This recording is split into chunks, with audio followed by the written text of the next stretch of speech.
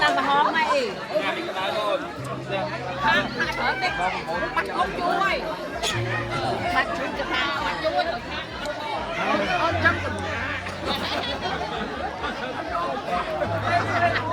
nó chiếc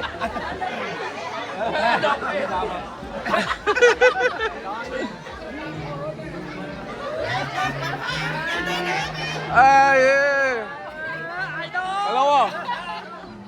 trộm mà đó cho camera vô món nè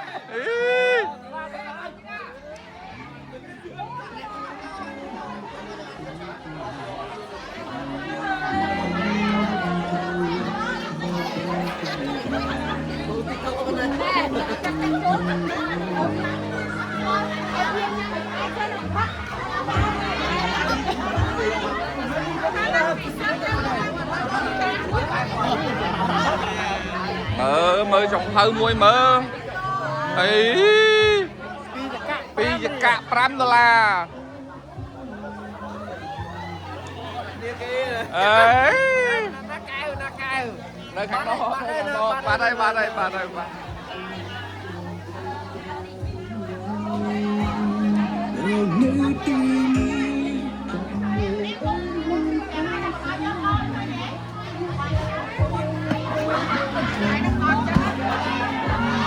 trong ma xảy ra đó nè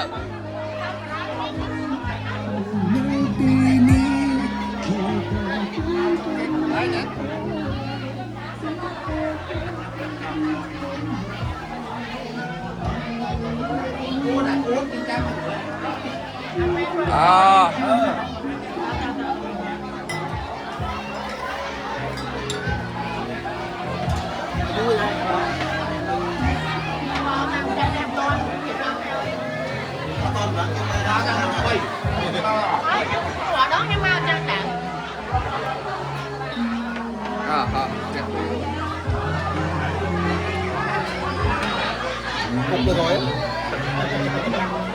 bạn được không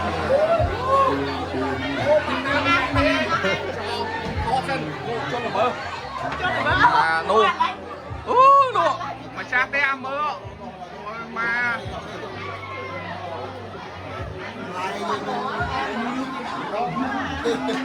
lỡ cái miếng thổ cái miếng nè qua cái lại coi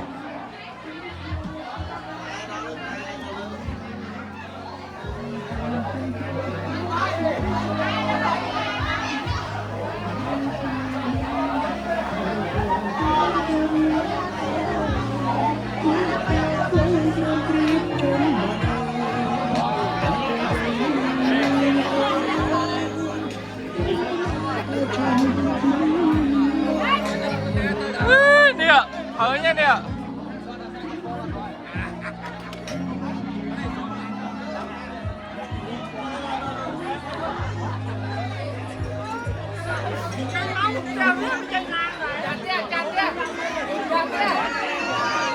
nè ổ khơi nhé nè chôn là mơ ạ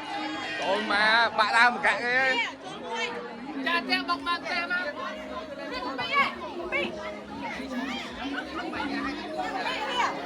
cặp pin gắn đâu à ok côn